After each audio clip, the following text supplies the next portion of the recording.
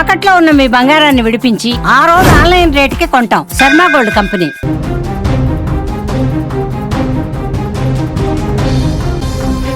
ఆ తల్లికి బిడ్డలే లోకం, ఆ బిడ్డలకు తల్లే సర్వస్వం. ఆ ముగ్గురు మధ్య బంధం ఎంత బలమైనదంటే మరణంలో కూడా వారు విడిపోవాలని అనుకోలేదు. నేను లేకపోతే నా బిడ్డలు ఏమైపోతారో, ఈ లోకం వారిని ఎలా చూస్తుందో అన్న ఆ తల్లి ఆవేదన, అమ్మ ఎక్కడికి తీసుకువెళితే అక్కడికి, అమ్మ ఏం చెప్తే అదే కరెక్ట్ అనుకున్న ఆ పసి హృదయాల నమ్మకం వెరసి నిండు సంసారము రైలు పట్టాల మీద చిత్రమైపోయింది. సాధారణంగా ఏ తల్లైనా తన బిడ్డలకు చిన్న కష్టం వస్తేనే తట్టుకోలేదు. అలాంటిది తనతో పాటు మృత్యువులోకి తీసుకువెళ్లాలని నిర్ణయించుకుందంటే విజయారెడ్డి ఎంతటి మానసిక సంఘర్షణ అనుభవించి ఉంటుందో ఊహించలేం. అయితే ఇక్కడ అందరినీ కలిచివేస్తున్న అంశం ఏమిటంటే ఆ పిల్లలు తమ తల్లిని అంతలా నమ్మడం. గత నెల 31వ తేదీన చెర్లపల్లి గట్కేసర్ రైల్వే స్టేషన్ మధ్య పట్టాలపైన విజయారెడ్డి, చేతన్ రెడ్డి మరియు విశాల్ రెడ్డి చనిపోయినటువంటి ఘటనలో వస్తున్న విషయాలు ఇప్పుడు ఒక్కొక్కటి గుండెలను పిండేస్తున్నాయి.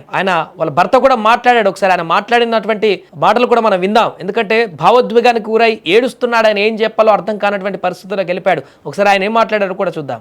ఫ్యామిలీ బాగా చూసుకుంటుంది, నన్ను కేరింగ్ చూసుకుంటుంది, పిల్లలు కేరింగ్ చూసుకుంటుంది. ప్రేమ ఎక్కువ. మమ్మీ అంటే పిల్లలకు అంతే ప్రాణం. ఇద్దరికి మమ్మీ లేకపోతే ఉండలేరు వాళ్ళు. 27 మాట్లాడింది. ఐఐటి కోసం ఎగ్జామ్ రాయడానికి వచ్చింది. ఖచ్చితంగా కొడతా డాడీ ఈసారి, ఐఐటి పోతానన్నా కానీ ఎక్కడికి వెళ్ళిపోయింది. ప్రేమ ప్రేమ అంత కేరింగ్ చూసుకునేది నా వైఫ్. పిల్లలు మా చెర్రి, నా తల్లి, చిట్టు తల్లి, మా అబ్బాయి విశాల్ రెడ్డి.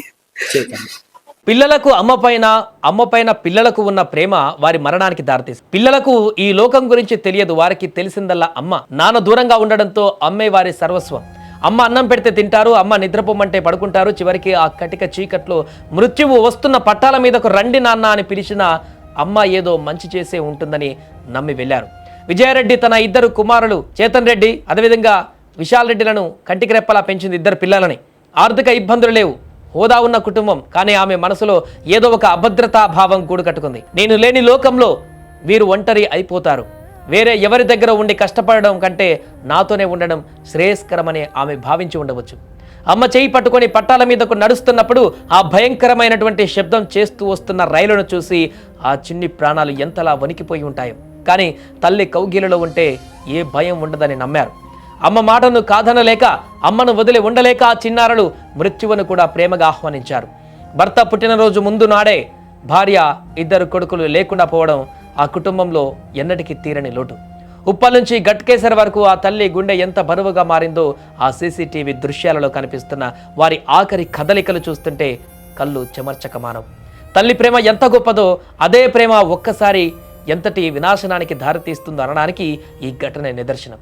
ఆ ముగ్గురు ఇప్పుడు లేరు, కానీ అమ్మ నీతోనే మేము అన్న ఆ పిల్లల అమాయకత్వం మాత్రం ప్రతి ఒక్కరిని ఇప్పుడు కన్నీరు పెట్టిస్తోంది.